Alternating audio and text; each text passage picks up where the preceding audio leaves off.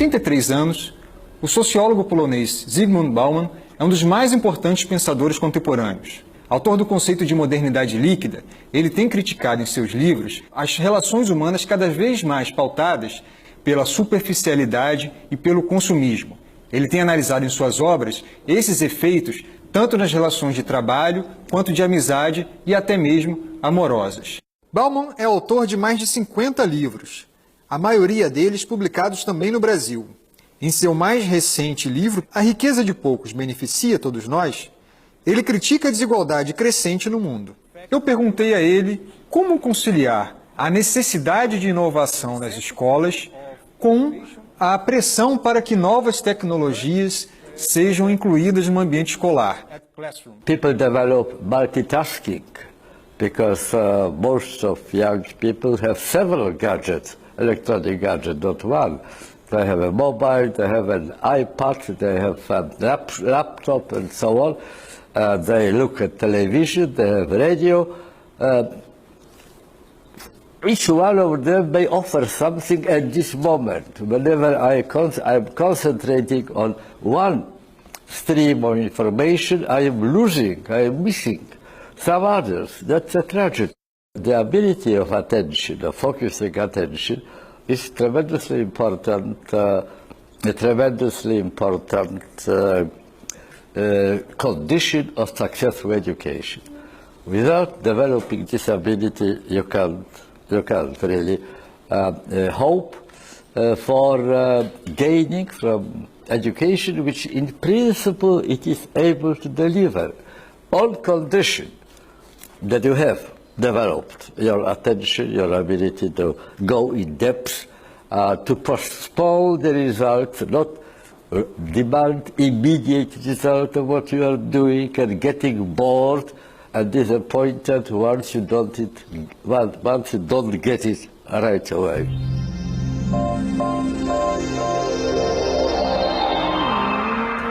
The school cannot just prompt students to memorize information, memorize facts. Particularly when you have access to Google, Google will remember it for you. You can always, get it back from there if you wish. So it's not just memorizing. It is the question of developing critical ability to distinguish the relevant from irrelevant. Mind you, if you ask Google to deliver you information about a particular issue, particular problem, particular person, particular place, I bet that you will get more than 3 or 4 million answers. That's out of the question that you will make sense of what out of it. The ability to be critical, to see what is well-grounded, what is figment of imagination, what is relevant to the issue of question, what is irrelevant. Ability to think critically, that's how I subsume this kind of capability.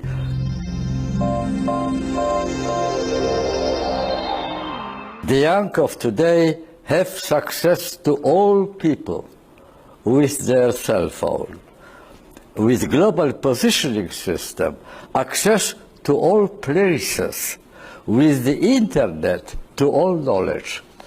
So, on the one hand, young person confront a world which is stuffed with electronic communication, so it allegedly, ostensibly gives absolute freedom to get access everywhere. But the result of that you can access all that knowledge which exists, which is much beyond the containing capacity of human brain. Instead of advice, lesson, instruction, briefing, what to do with yourself, how to create the kind of identity you would require, you are suffocating with the excess of information. And that creates the feeling of uncertainty. Search for certainty results in the condition of uncertainty. in order to get the certainty, we produce knowledge. We are so eager to produce it that we produce excess of knowledge, which creates, contrary to the motive, creates condition of uncertainty. When I was a young person, like contemporary students, I believed, together with my contemporaries, that what stands between us and fulfillment of our purposes, of our dreams, is the absence of sufficient information. If we only could get more of information, then we would be in our own, we would be able to act as we really want and find the action effective. Now I believe that it's rather the other way around, excess of information which creates this situation. People are oft-put, frightened to some extent by the grandiosity of the task which they confront. Another tremendously important ability, mental ability, which Internet doesn't support really, or even counteract against, is the ability of synthesis. The great biologist E.O. Wilson put it very nicely. He said, we are drowning in information while starving for wisdom. Well, it follows from what I said a moment ago. If you get snippets instead of total picture, then you find it tremendously difficult to make sense out of it. It's just a sack of potatoes, each potato separate. It doesn't amount to a totality.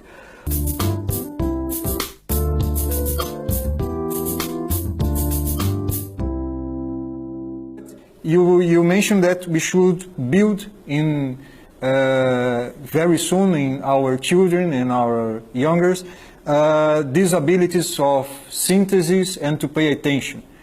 Do you think that we should protect children from technology since the beginning in order to they develop these abilities, or this is a process that, given the fact that the world is using technology, we should interact with this technology to build these abilities?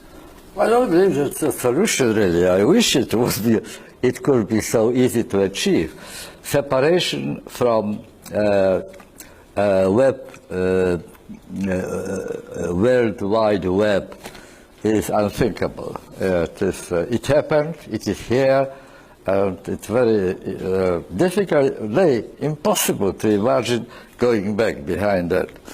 The big problem, much more difficult to achieve, is how to deploy the possibilities which are provided by the new electronic virtual information in the service of education.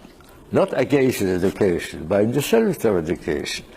And millions of teachers all around the world are breaking their brains in order to find solutions to this issue. We are living in a very early stage of electronic era. Just 10, 15, 20 years. In 20 years, you don't create new culture. It is the punks of birth are very painful. But we are exactly in this stage.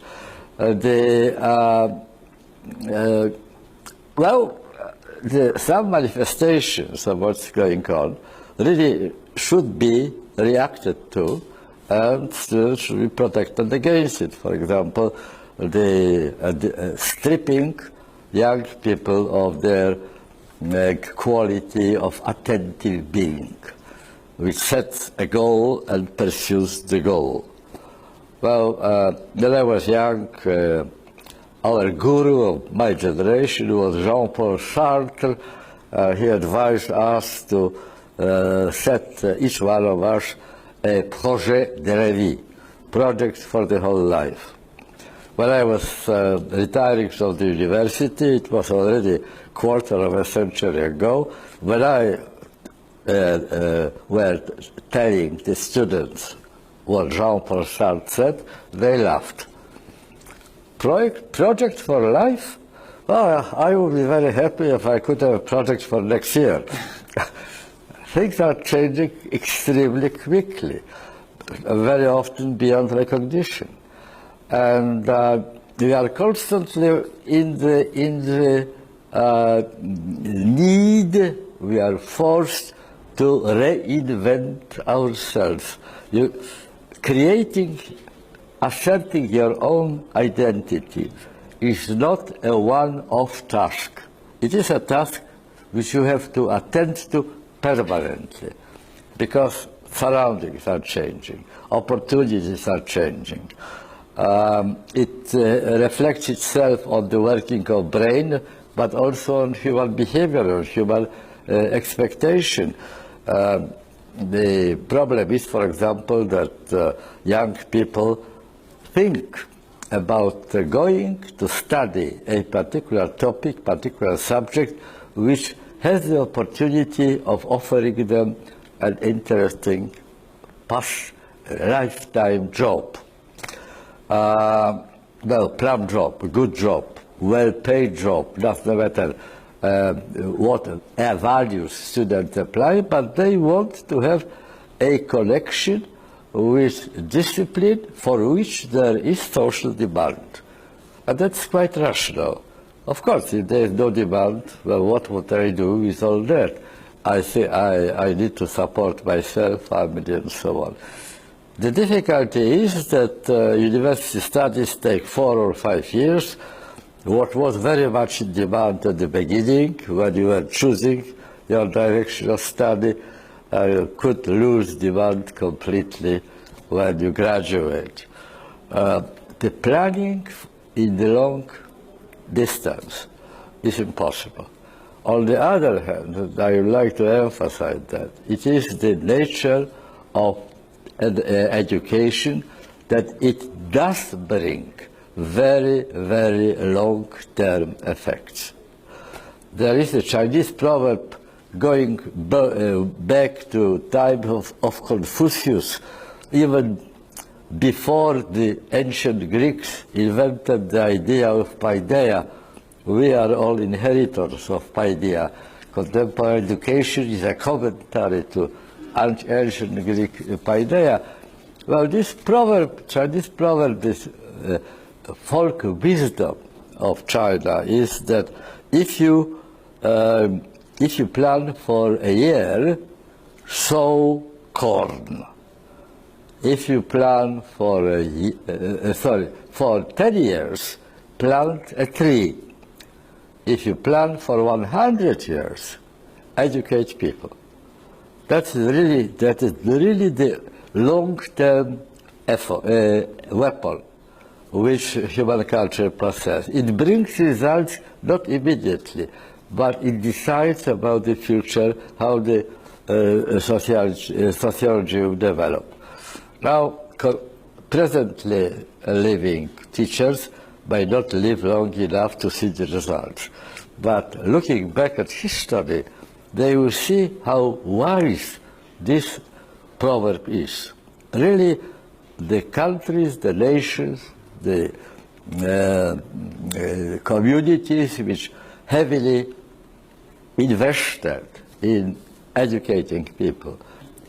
I'd like to pose only one question, not precisely related to education, which is recently, in one recent interview, you mentioned a case of a student or a young that says that he was saying that in one day he made 500 friends at Facebook. And you were mentioning about how those friendships in Facebook, how the connections are fragile instead of real-life connections. I would dare to put myself in the position of a a teenager and ask you, what's the problem if I have my real-life friends and my virtual friends in Facebook? Why can we conciliate those two worlds? Well, online and offline, you, I, and everybody present here in this room not visible at the moment on camera, but nevertheless physically and mentally present. They are all dividing their life into two universes, online universe and offline universe. They are very difficult to reconcile them. They must reconcile them. That is the necessity of life condition. But it's very difficult because online and offline universes, each one of them is guided by different principles. The advantage of online over offline, general advantage, that is what makes it so attractive. That is why Mark Zuckerberg made billions of dollars introducing Facebook. You know, what is so attractive in it is that it makes things which in offline life are very difficult to achieve, risky, requiring self-sacrifice, requiring long-term effort, which, as we already talked, is absent, right? Made all these things childishly easy. I mentioned before in answer to another of your questions that, well, according to Esposito, we are passing from communitas to immunitas, but we are also passing from community to network. And that's a big difference between the two concepts of them. Of course, people who didn't experience both of them have no comparison, so they don't know whether they are the same or different. But they are, if you analyze them, quite different from each other. And the main difference, to put it in the nutshell, is, as I already mentioned, community is what we belong to. Community has power over us. Namely, it decides, community decides whether it won't accept us as one of their members or refuses access. Put us to the test, whether we deserve to be members of that community. And then it watches our behavior. If we deviate from the straight path, we are punished or even expelled, exiled from the community. Community is a real body which stands there outside us, and we have to reckon with its presence. We belong to community. With network, it is the other way around. We don't belong to network. Network belongs to me. I create a network. And the advantage on real life or offline friendship, companionship, being togetherness is such that if you are getting disappointed, frustrated by a friend, you can always check it out. You can stop answering messages, sending messages, eliminate from your network. In real life, it will be, mind you, very difficult job to do. There will be protests, there will be bad blood spilled, and things like that. And the network, unlike community, is not a human group, human aggregate, which holds its integrity over time. But Internet consists of two activities. It's constantly in state of recreation by applying two activities. One is collecting, the other is disconnecting. Both activities are, I repeat, childishly easy. You can make, if you really are eager enough, 500 friends in one day, no problem. On internet, not in life. In offline, I didn't manage to make 500 friends in 90 years. So, you know, but on internet, you can do it very easily in one day. If you are getting disappointed or frustrated, or, as I said, simply bored, if you think that other people are more interesting, still unknown, still unexplored, still unfamiliar, so promising some adventure, you can always change the content, the composition of your network. So your network does not have holding power. Community has. It has the sanction, it has the mechanism, it has the tools which allow it to survive over time. Network is surviving only due to your personal interest. If you lose interest, it vanishes, evaporates, stops to exist. So it is frail. The kind of relationship which you enter, which you tie together on internet have this common feature. They are not reliable. They are transitory. They are until further notice. And that is one of the major contributions of what we were speaking at the very beginning, is that our condition becomes brittle because the human relations, human bonds are weakening. That's one of the major reasons that from negotiating, in hard work, negotiating our mode of coexisting that we have to do in the offline life, we are seduced, we are tempted by the facility, the easiness, the lack of difficulties, efforts, risks in online relationships. Seduced by that. And I think that quite a few young people are dreaming about remaking the offline life on the street, in the school, in the family, even in the workplace, after the pattern of online. Make it more like online, rather than making online more adjusted to the realities of life. Okay, Professor. Thank you very much for your interview. It was very nice. By the way, I wanted to add one element which we haven't discussed, but if you discuss it, do something, just 1 minute. There is one problem which we didn't touch. We touched the important problem of the changing human condition. The second problem, the changing impact of technology on human intellect. But there is a third problem, the changing role which education is called to play in our presently existing society. There